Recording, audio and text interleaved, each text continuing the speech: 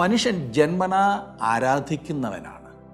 അവന് അപ്രാപ്യമെന്ന് തോന്നുന്ന സകലത്തെയും അവൻ ആരാധിക്കുന്നു. എന്നാൽ ആത്മാവിൽ സത്യദൈവത്തെ ആരാധിക്കുമ്പോൾ മാത്രമേ മനുഷ്യൻ്റെ അഗാധമായ ബുദ്ധിയുടെ കഴിവുകളുടെ മുഴുവൻ ശക്തിയും മോചിപ്പിക്കപ്പെടൂ. ഞാൻ സംസാരിക്കുന്നത് ആരാധനയുടെ വിധമോ ക്രമമോ അല്ല.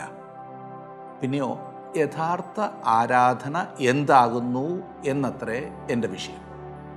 ഇന്ന് സഭകൾ മത്സരിക്കുന്നത് മുഴുവൻ ഈ ആരാധിക്കേണ്ട വിധവും അതിൻ്റെ ക്രമവും പറഞ്ഞിട്ടാണ്.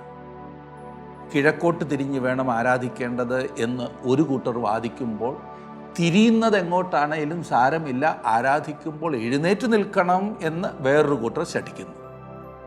ആരാധനാ പുസ്തകം വായിച്ചേ ആരാധിക്കാവൂ എന്ന് ഒരു കൂട്ടർ ശഠിക്കുമ്പോൾ, പുസ്തകത്തിൽ നോക്കി ആരാധിച്ചാൽ അത് ആത്മാവിലെ ആരാധനയാകില്ല എന്ന് മറ്റൊരു കൂട്ടർ ശഠിക്കുന്നു. ഈ വാദഗതികളുടെ എല്ലാം ഇടയിലൂടെ ചോർന്നു പോകുന്നത് യഥാർത്ഥ ആരാധനയാകുന്നു എന്ന് ആരും മനസ്സിലാക്കുന്നില്ല. ജന്മന മനുഷ്യൻ്റെ ആത്മാവ് മരിച്ച അവസ്ഥയിലാകുന്നു എന്ന് നാം പഠിച്ചതാണ്. അതായത് ദൈവത്തിൽ നിന്നും വേർപെട്ട അവസ്ഥയിൽ, പാപം ചെയ്ത് ദൈവത്തിൽ നിന്നും വേർപെട്ട മനുഷ്യൻ. എന്നാൽ നാം കർത്താവായ യേശുക്രിസ്തുവിൽ വിശ്വസിക്കുമ്പോൾ പുതിയ സൃഷ്ടിയായിത്തീരും. സജീവമല്ലാതിരുന്ന മനുഷ്യാത്മാവിലേക്ക് ക്രിസ്തുവിൻ്റെ ആത്മാവ് ജീവൻ പകരുന്നു എന്നാണ് അതിൻ്റെ അർത്ഥം. അങ്ങനെ പുതിയ സൃഷ്ടിയായത് ആത്മാവാകുന്നു. നമ്മുടെ ആത്മാവ് ക്രിസ്തുവിനോട് ഏകീഭവിക്കപ്പെടുന്നു എന്ന് പറഞ്ഞാൽ നമ്മുടെ ആളത്വം, നമ്മുടെ വിശുദ്ധി, നമ്മുടെ എല്ലാം മൊത്തത്തിൽ യേശുവിൻ്റെ ആത്മാവിനെ പോലെ ആയിത്തീരുന്നു. നമ്മുടെ ആത്മാവിൻ്റെ എല്ലാ വിഷയങ്ങളും യേശുവിൻ്റെ ആത്മാവിനെ പോലെ ആയിത്തീരുന്നു എന്നാണ് അതിൻ്റെ അർത്ഥം. എന്നാൽ നമ്മുടെ ദേഹി അപ്പോഴും വേറിട്ട് നിൽക്കും.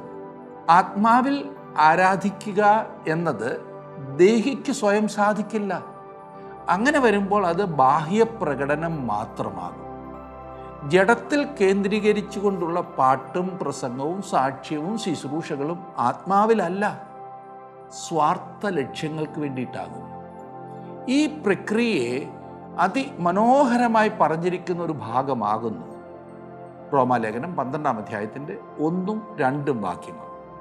ബുദ്ധിയുള്ള ആരാധന എന്താണെന്ന് വിശുദ്ധ പൗലോസ് അവിടെ വിവരിച്ചിട്ടുണ്ട്. ക്രിസ്തുവിൽ വിശ്വസിച്ചപ്പോൾ മുതൽ സ്വപുത്രൻ്റെ ആത്മാവിനാൽ നമ്മുടെ ആത്മാവ് ഏകീകരണം പ്രാപിച്ചിരിക്കുന്നതിനാൽ നന്മയും പ്രസാദവും പൂർണ്ണതയുമുള്ള ദൈവഹിതം എന്തെന്ന് നമ്മുടെ ആത്മാവിൽ നമുക്കറിയുവാൻ കഴിയും. എന്നാൽ നമ്മുടെ മനസ്സ്, അതായത് ദേഹി, ഈ ലോകത്തോട് അനുരൂപപ്പെട്ടിരിക്കുന്നതിനാൽ ആത്മാവിൻ്റെ ചിന്തയുമായി ഏകീകരണം പ്രാപിക്കുവാൻ മനസ്സ് രൂപാന്തരപ്പെടണം. അത് ജീവിതത്തിൽ പ്രകടമാകുവാൻ നമ്മുടെ ശരീരത്തെ യാഗമായി സമർപ്പിക്കണം. അങ്ങനെ നാം ദൈവവുമായി ഏകതയിൽ ആയിത്തീരണം. അതത്രേ ആത്മാവിലെ ആരാധന. സത്യത്തിൽ ആരാധിക്കുക എന്നാൽ സത്യസന്ധം എന്നല്ല, പിന്നെയോ സത്യദൈവത്തിൽ എന്നത്രേ. ദൈവത്തിൻ്റെ മനസ്സോടെ, ദൈവത്തിൻ്റെ ഇഷ്ടത്തോടെ, സ്വഭാവത്തോടെ, മഹത്വത്തോടെ, ആളത്വത്തോടെ പൊരുത്തപ്പെടുന്നതാണ് സത്യം. ബുദ്ധിയുള്ള ആരാധന നമ്മുടെ മൊത്തം ആളത്വത്തോടെ ചെയ്യുന്നതാണ്. ദേഹം, ദേഹി, ആത്മാവ് ദൈവവുമായി സ്വരൈക്യത്തിൽ ആയിത്തീരുന്ന അനുഭവം, ദൈവവുമായി ഏകീകരണത്തിലായിത്തീരുന്നു, താതാത്മ്യപ്പെടുന്നു, ഒന്നായിത്തീരുന്ന അനുഭവം. അതാണ് ആത്മാവിലും സത്യത്തിലുമുള്ള ആരാധന. വിശുദ്ധ യോഹന്നാൻ എഴുതിയ സുവിശേഷം 4-ാം അധ്യായത്തിൽ യേശു ശമരിയക്കാരത്തെ സ്ത്രീയോട് സംസാരിക്കുമ്പോൾ അവൾ ആരാധനയെക്കുറിച്ചുള്ള അവളുടെ വികലമായ ധാരണ യേശുവിനോട് പറഞ്ഞു. എന്നാൽ യഥാർത്ഥ ആരാധന എന്തെന്ന് യേശു അവളെ പഠിപ്പിച്ചു. യേശു പറഞ്ഞു, ആരാധന ഈ മലയിലുമല്ല യെരുശലേമിലുമല്ല എന്ന് പറഞ്ഞാൽ സ്ഥലമല്ല പ്രധാനപ്പെട്ടത്, ദിവസമല്ല പ്രധാനപ്പെട്ടത്. ആത്മാവ് സത്യദൈവവുമായി ഏകീകരണം പ്രാപിക്കുന്ന അതുല്യമായ അനുഭവം ഉണ്ടാകണം. അപ്പോൾ മാത്രമേ ആത്മാവിലും സത്യത്തിലുമുള്ള ആരാധനയുണ്ടാകൂ. പാപം ജീവിതത്തിൽ ഉള്ളത്രയും സമയം ഈ ഏകീകരണം സംഭവിക്കുന്നില്ല. അതുകൊണ്ടാണ് ആത്മാവിലും സത്യത്തിലുമുള്ള ആരാധന വളരെ പ്രധാനപ്പെട്ടതായിരിക്കുന്നത്. ഇന്ന് വിശുദ്ധ യോഹന്നാൻ എഴുതിയ സുവിശേഷം 4-ാം അധ്യായത്തിൻ്റെ 13 മുതൽ 26 വരെയുള്ള വാക്യങ്ങളാണ് നാം ചിന്തിക്കുവാൻ പോകുന്നത്. നിങ്ങൾ ആ ഭാഗം എടുത്ത് നമുക്കൊരുമിച്ച് വായിച്ച് അത് ധ്യാനിക്കാം.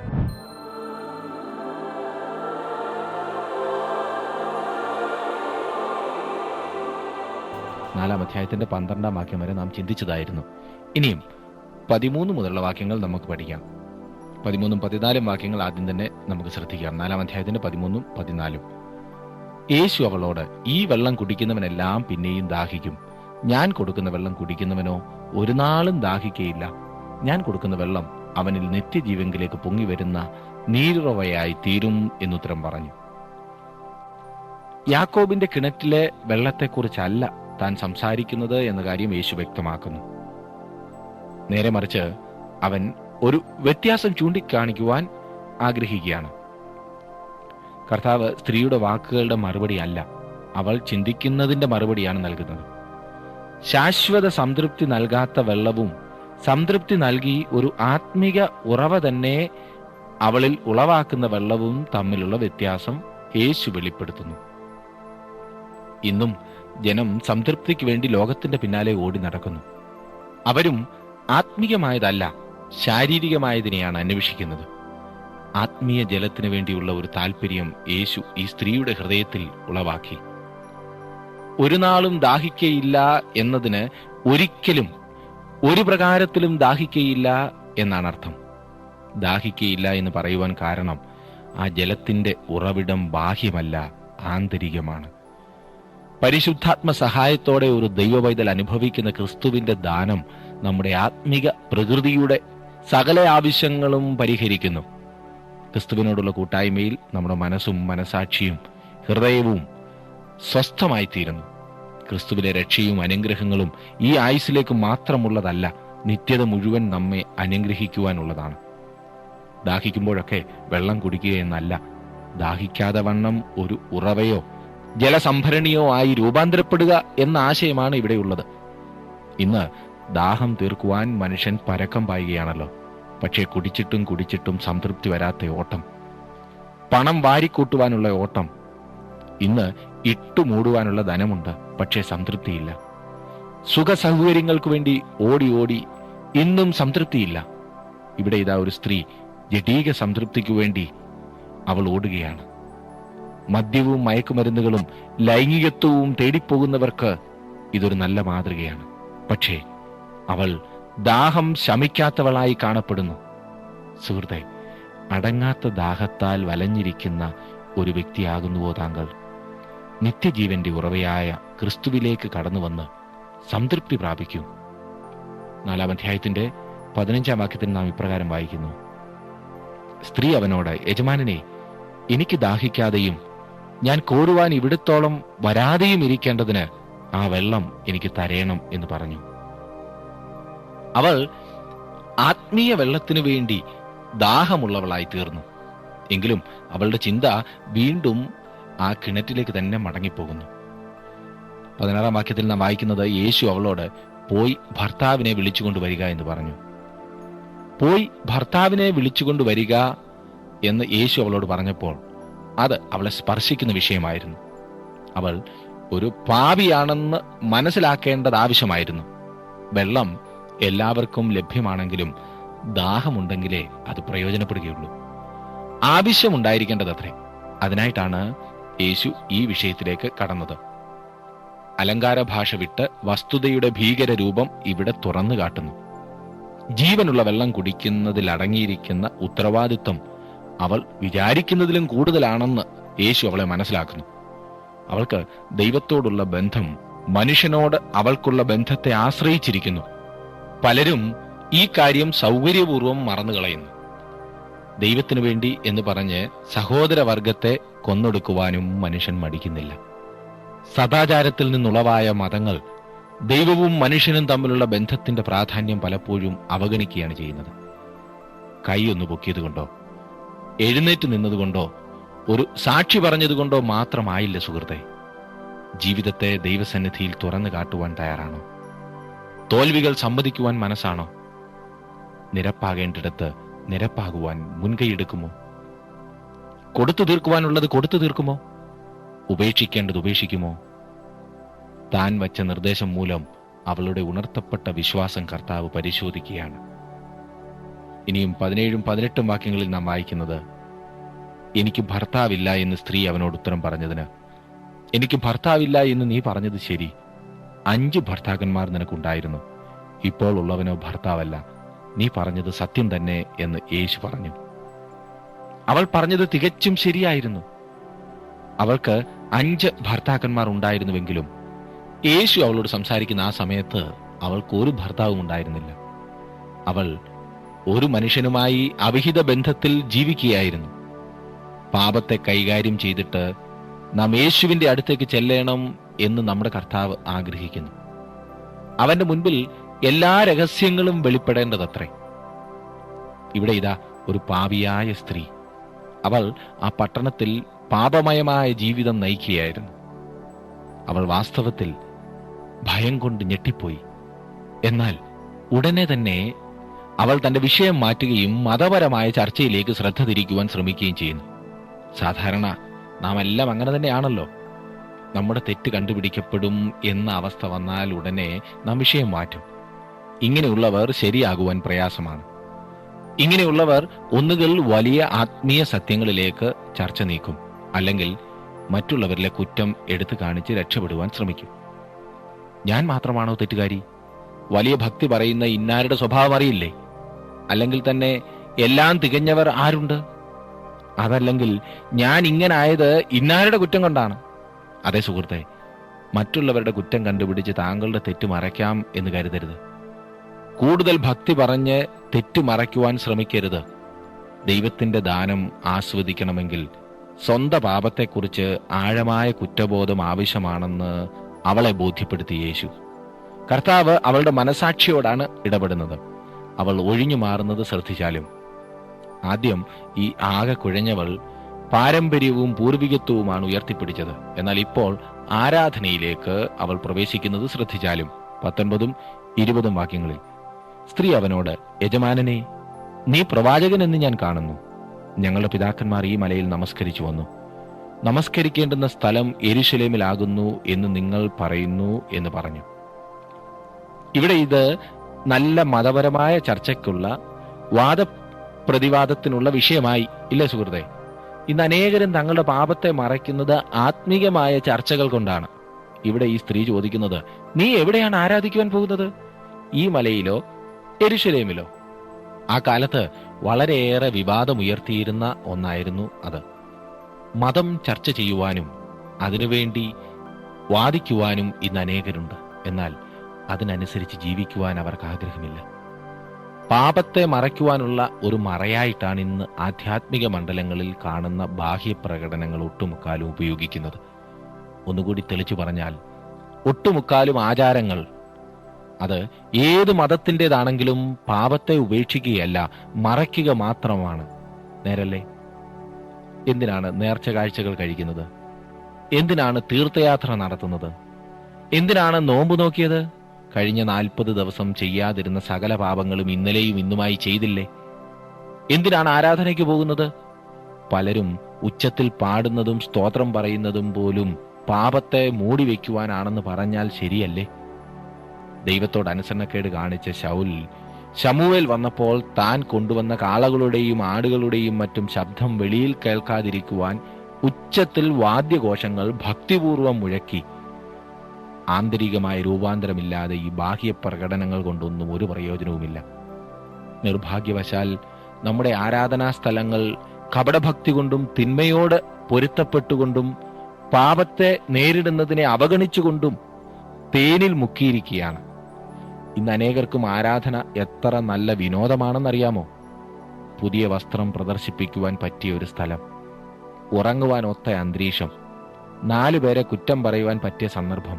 ക്ഷമിക്കണം, ഈ ക്ലബ്ബുകളിൽ ഇതിൽ കൂടുതലൊന്നും സംഭവിക്കുന്നില്ല കേട്ടോ.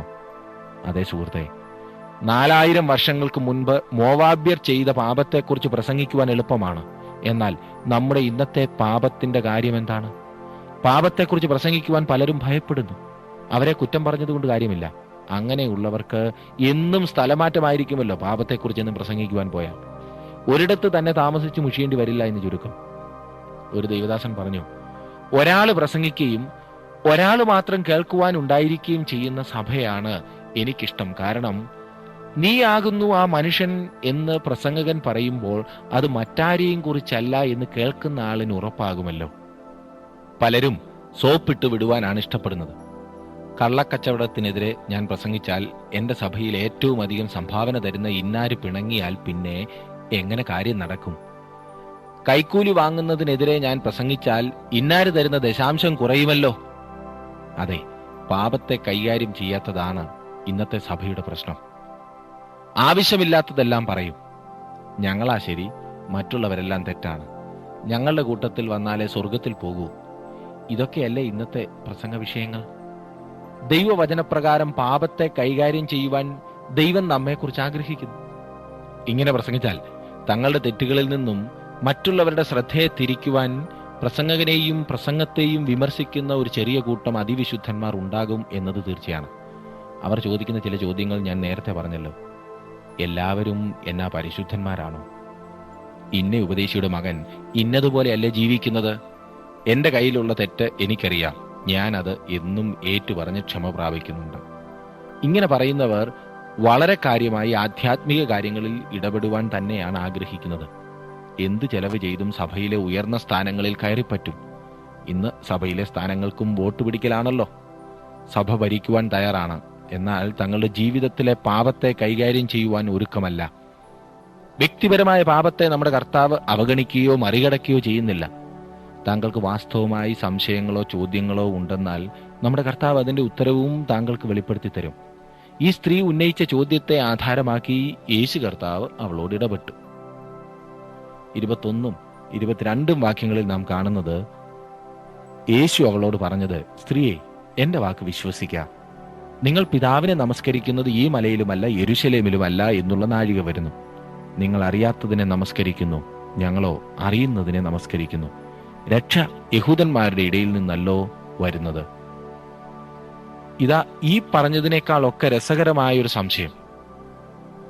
ശമരിയക്കാർ ആരാധിക്കുന്ന ഈ മലയിലോ അതോ യെരുശലേമിലോ താൻ ദൈവത്തെ ആരാധിക്കേണ്ടത് എന്നതായിരുന്നു ഈ സ്ത്രീക്ക് ഏറ്റവും പ്രധാനപ്പെട്ട കാര്യം. ജീവിതം ശരിയാക്കേണ്ടതില്ല, ആരാധിക്കേണ്ടത് എവിടെയാണെന്നുള്ളതാണ് പ്രശ്നം. ഇന്ന് അനേകർക്കും ആരാധനയുടെ സ്ഥലത്തിനാണ് പ്രാധാന്യം. ശരിയാണ്, യെരുശലേമിൽ ദൈവത്തെ ആരാധിക്കണം എന്ന് ദൈവം നിർദ്ദേശിച്ചതാണ്. എന്നാൽ എന്തുകൊണ്ടാണ് ദൈവം അങ്ങനെ ഒരു നിർദ്ദേശം വെച്ചത്? അത് അന്യ ദൈവാരാധന ഒഴിവാക്കുവാനും കനാന്യരുടെ പൂജാസ്ഥാനങ്ങൾ ഒഴിവാക്കുവാനുമാണ് ഇങ്ങനെ ദൈവം നിർദ്ദേശിച്ചത്. സകല മലകളിലും ഇന്ന് ആരാധനയാണല്ലോ. ശ്രദ്ധിക്കൂ, സ്ഥലത്തിനൊരു പ്രാധാന്യവും യേശു കൊടുക്കുന്നില്ല. ആരാധനാസ്ഥലം പ്രധാനമല്ല എന്ന സൂചന പഴയ നിയമത്തിലും കാണാം. 1 രാജാക്കന്മാരുടെ പുസ്തകം 8-ാം അധ്യായത്തിന്റെ 27-ാം വാക്യത്തില്, യെശയ്യാ പ്രവചനം 66-ാം അധ്യായത്തിന്റെ 1-2 വാക്യങ്ങളില്, മലാക്കി പ്രവചനം 1-ാം അധ്യായത്തിന്റെ 11-ാം വാക്യങ്ങളില്, ഇവിടെല്ലാം നാം കാണുന്ന ഒരു പ്രത്യേകത എന്തെന്നാൽ ആരാധനാ സ്ഥലത്തിനല്ല പ്രാധാന്യം. ഇന്നും സ്ഥലത്തിന് പ്രാധാന്യം കൊടുത്തുകൊണ്ടുള്ള പോക്ക് പാവപ്പെട്ട മനുഷ്യനെ കബളിപ്പിക്കുക മാത്രമാണ്. ആണ്ടിന്റെ ഏതാനും ദിവസങ്ങൾ മാത്രം ഭക്തന്മാർക്ക് പ്രത്യക്ഷപ്പെടുന്ന ദേവന്മാരും ദേവതകളും പുണ്യവാളന്മാരുമാണ് ഈ പ്രത്യേക സ്ഥലങ്ങളിൽ ഇരിക്കുന്നത്. അവിടുത്തെ വരുമാനം മാത്രമാണ് അധികാരപ്പെട്ടവരുടെ ലക്ഷ്യം. സത്യമതത്തിന്റെ ആത്മീയത മനസ്സിലാക്കുമ്പോൾ ഈ പുരാതന മത്സരങ്ങളെല്ലാം അപ്രത്യക്ഷമാകും. അതുകൊണ്ട് യേശു പറയുന്നത്, ഈ 2 സ്ഥലങ്ങളും അവനെ ആരാധിക്കുന്ന സ്ഥലങ്ങളല്ലാതെയായി തീരുന്ന കാലം വരുന്നു എന്നത്രേ. അതിന്റെ കാരണവും അവൻ പറയുന്നുണ്ട്. ഒരു കൂട്ടർ സ്ഥലത്തിന് പ്രാധാന്യം കൊടുത്ത് ആരാധിക്കുമ്പോൾ വേറൊരു കൂട്ടർ അറിയാത്തതിനെ ആരാധിക്കുന്നു. ദൈവത്തെക്കുറിച്ചുള്ള ധാരണ ശരിയല്ലെങ്കിൽ ആരാധനയും ശരിയായിരിക്കുകയില്ല. ദൈവിക വെളിപ്പാടുകളെ ആശ്രയിച്ചാണ് ദൈവത്തെക്കുറിച്ചുള്ള നമ്മുടെ അറിവ് സ്ഥിതി ചെയ്യുന്നത്. സുഹൃത്തെ, താങ്കളുടെ ആരാധന അറിഞ്ഞുകൊണ്ട് തന്നെയാണോ? ആരാധനയിൽ ഉരുവിടുന്ന കാര്യങ്ങളെല്ലാം അതുപോലെ താങ്കൾ അംഗീകരിക്കുന്നുണ്ടോ? അനുതാപത്തിന്റെ പ്രാർത്ഥന തന്നെ താങ്കൾ ചൊല്ലുന്നതിൽ എന്തെങ്കിലും അനുതാപമുണ്ടോ? അതെ, താങ്കളും ശമരിയക്കാരത്തി സ്ത്രീയും ഒരുപോലെ അല്ലേ ആരാധിക്കുന്നത്? അറിയാത്തതിനെ, അംഗീകരിക്കാത്തതിനെ, ദൈവിക വെളിപ്പാടായ ക്രിസ്തുവിനെ ജീവിതത്തിൽ കൈക്കൊള്ളാത്ത ആരാധന ഒന്നും ദൈവത്തിന് പ്രസാദകരമാകയില്ല എന്ന കാര്യം മറന്നു പോകരുത്.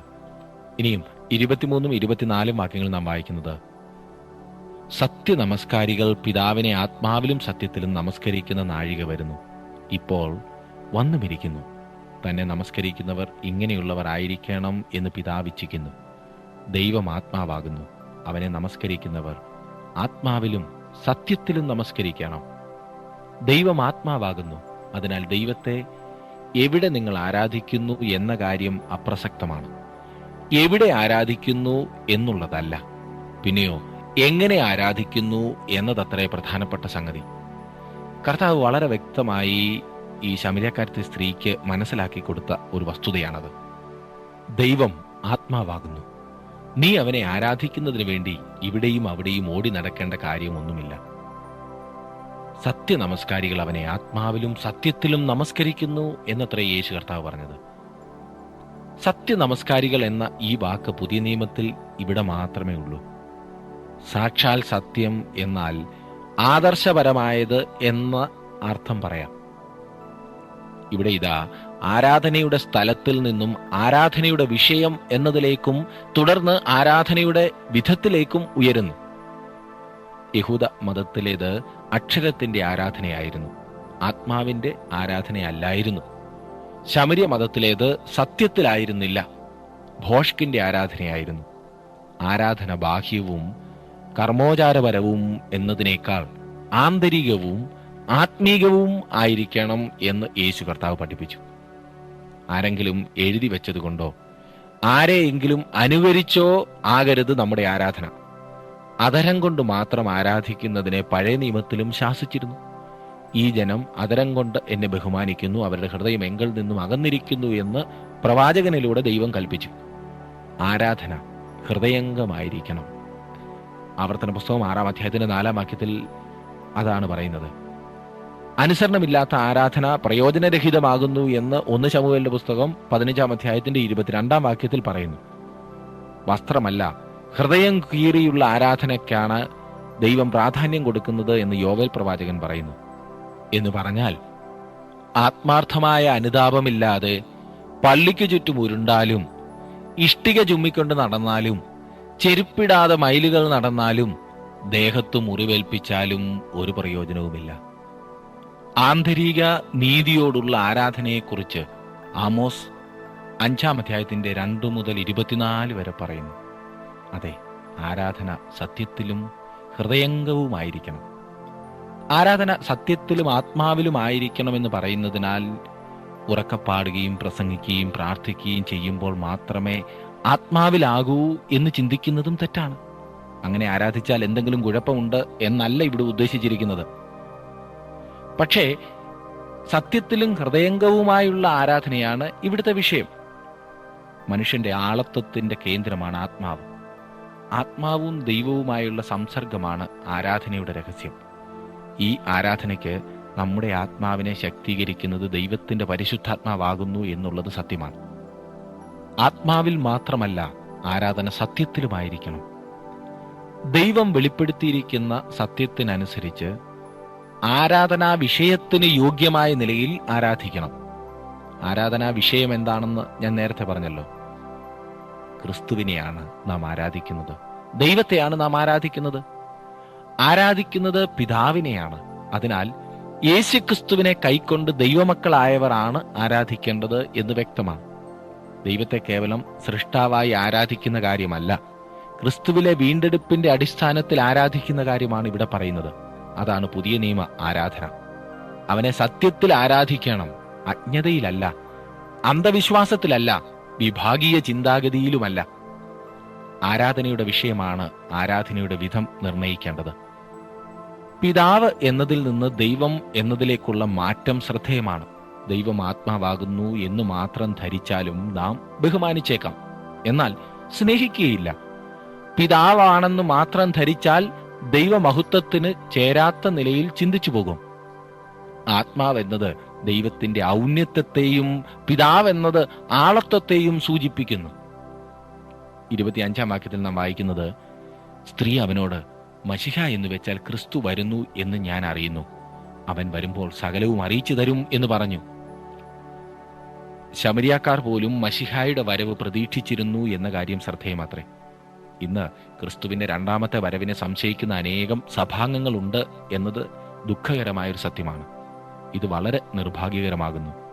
കർത്താവിന്റെ രണ്ടാമത്തെ വരവിൽ തങ്ങൾ വിശ്വസിക്കുന്നില്ല എന്നവർ പറയുന്നുവെങ്കിലും അത് അവരെ അശാന്തരാക്കുന്നുണ്ട്. ഒരു നിരീശ്വരവാദി ഒരിക്കൽ പറഞ്ഞത്, വിശുദ്ധ ബൈബിൾ സത്യമായിരിക്കുമെന്നും യേശുക്രിസ്തു വീണ്ടും വരും എന്നും ഉള്ളത് തന്നെ ശല്യപ്പെടുത്തിക്കൊണ്ടിരിക്കുന്നു എന്നത്രേ. എന്ന് പറഞ്ഞാൽ അത് നടന്നാൽ അയാൾ ആകെ കുഴയും എന്ന ചിന്തയാണ് അയാളെ വിഷമിപ്പിക്കുന്നത്. ഞാൻ പറയട്ടെ, അയാൾ ഇപ്പോൾ തന്നെ കുഴഞ്ഞിരിക്കുകയാണ്, തീർച്ചയായും കുഴയും. ഈ ശമരിയക്കാരത്തി ഇപ്പോൾ നല്ലതുപോലെ താല്പര്യമുള്ളവളും ഹൃദയത്തിൽ വളരെയേറെ ആകാംക്ഷയോടെ മുൻപോട്ട് വരികയും ചെയ്യുന്നു. നാം വായിച്ച 25, 26 ഞാൻ ഒന്നുകൂടി വായിക്കാം. സ്ത്രീ അവനോട്, മശിഹ എന്ന് വെച്ചാൽ ക്രിസ്തു വരുന്നു എന്ന് ഞാൻ അറിയുന്നു. അവൻ വരുമ്പോൾ സകലവും അറിയിച്ചു തരും എന്ന് പറഞ്ഞു. യേശു അവളോട്, നിന്നോട് സംസാരിക്കുന്ന ഞാൻ തന്നെ മശിഹ എന്ന് പറഞ്ഞു. എത്ര മനോഹരമായ ഒരു പ്രസ്താവനയാണിത്. ലോകരക്ഷകനായ മശിഹായുമായി ഈ സ്ത്രീ മുഖാമുഖം കണ്ടുമുട്ടുന്നു. പ്രിയ സുഹൃത്തേ, താങ്കളോട് എനിക്കിന്ന് വ്യക്തിപരമായി ചോദിക്കുവാനുള്ള ചോദ്യം ഇതത്രേ. താങ്കൾ ആരായിരുന്നാലും, എവിടെയായിരുന്നാലും, ഏത് സ്ഥിതിയിലായിരുന്നാലും ഈ സ്ത്രീയെപ്പോലെ കർത്താവായ യേശുക്രിസ്തുവിനെ മുഖാമുഖം കണ്ടുമുട്ടിയിട്ടുണ്ടോ? താൻ അവിടുത്തെ സന്നിധിയിലാണെന്ന് അവൾക്ക് മനസ്സിലായി. നിന്നോട് സംസാരിക്കുന്ന ഞാൻ തന്നെ മശിഹ എന്ന് യേശു പറഞ്ഞു. ഈ സ്ത്രീയുമായുള്ള സംഭാഷണം മനുഷ്യാത്മാക്കളെ കർത്താവ് എത്രമാത്രം സ്നേഹിക്കുന്നു എന്ന് തെളിയിക്കുന്നു. അജ്ഞതയും അന്ധവിശ്വാസവും സാൻമാർഗിക അധപ്പതനവും ഉള്ള ഒരു ദ്രോഹിയോട് എത്ര സ്നേഹത്തോടും എത്ര നയചാതുര്യത്തോടുമാകുന്നു, അതേസമയം തന്നെ എത്ര ദൃഢതയോടും യേശു ഏർപ്പെട്ടു എന്ന് നോക്കുക. ആരാധനയെക്കുറിച്ച് നാം ഇന്ന് ചിന്തിക്കുകയുണ്ടായി. ആത്മാവിലും സത്യത്തിലുമുള്ള ആരാധന. എന്നെ ശ്രദ്ധിക്കുന്ന നിങ്ങളുടെ ജീവിതത്തിൽ ആ അർത്ഥത്തിൽ ആരാധിക്കുവാൻ സാധിക്കുന്നുണ്ടോ? അതോ ആരാധന ബാഹ്യപ്രകടനം മാത്രമാണോ? ചിന്തിച്ചാട്ടെ. ദൈവ സാന്നിധ്യം നിങ്ങളോടുകൂടെ ഇരിക്കട്ടെ. അടുത്ത ക്ലാസ്സിൽ നമുക്ക് വീണ്ടും കാണാം.